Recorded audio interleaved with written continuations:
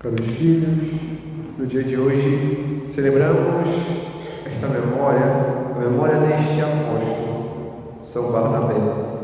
Barnabé não era precisamente apóstolo, não dentre os 12, daquele grupo ao qual o Senhor chamou, mas era extremamente estimado, e vemos isso ao longo dos Atos dos Apóstolos, pela primeira comunidade cristã, ao ponto de assim a ele se referir como apóstolo.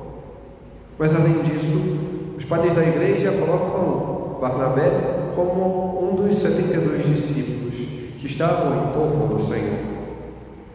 Então, ele ouviu, aprendeu, e após a ascensão do Senhor, ele então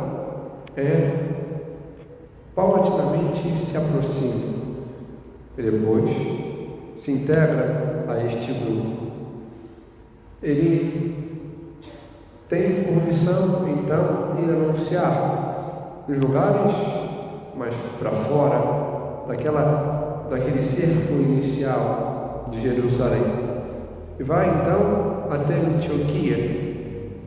Antioquia, claro, quando a gente fala, pode até causar dúvidas, porque vieram 3, mas essa Antioquia da Pisídia. E ele tem 3 grandes polos, dos quais podemos apresentá-lo.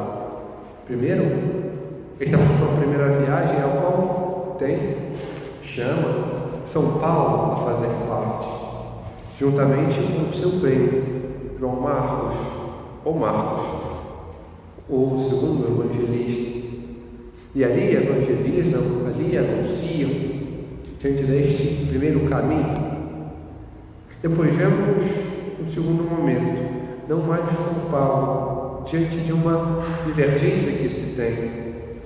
Para São Paulo, Marcos ainda não estava preparado, diferente da opinião de Barnabé, e por isso separa o que aqui, de algum modo, como apresenta também Papa Bento XVI, quando nos apresenta este apóstolo, mostra-nos que também existem algumas divergências entre os santos.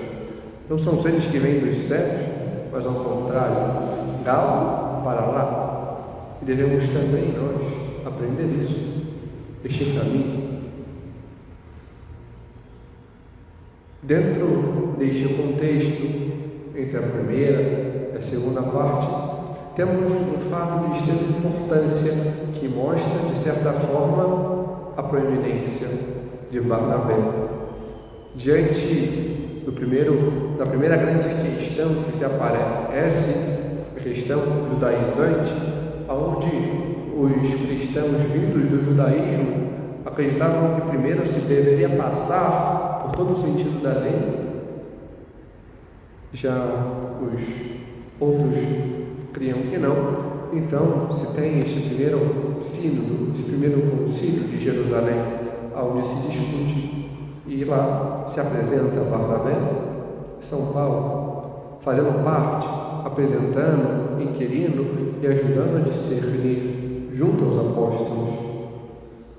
Mas um outro fato está já ao cabo de sua vida. Próximo ao período já da morte de São Paulo, em Roma, ele faz uma peregrinação com São Pedro, justamente indo para lá onde São Pedro passará a ter, de modo definitivo, a sua cátedra.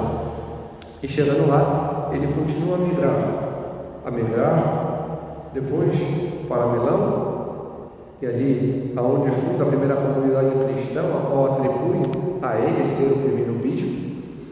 Depois a outras regiões, que tem por fim Salamina, aonde então sofre o seu martírio, aonde demonstra o seu testemunho pelo Senhor. É ele apedrejado por alguns judeus. E diante disso, vemos a sua importância e aquilo que ele tem para nos ensinar. Primeiro, a sua disponibilidade. Assim como vimos no Evangelho, ele não se aprendeu a coisas, mas tinha um interesse. o anunciar o Senhor. E por isso não se prendia a roupas, sacolas, dinheiro. Ele faz aquilo que o Senhor, de algum modo, já ensina, sem nada, dá confiança plena ao Senhor. Vai para testemunhar, para anunciar, para levar tantos a Cristo. E depois vemos o seu empenho em fazer, em dar este testemunho, como vimos na primeira leitura, o querer anunciar, ao querer ensinar a tantos, diante desta verdade, para que possam ver com concretude, experimentar a presença do Senhor.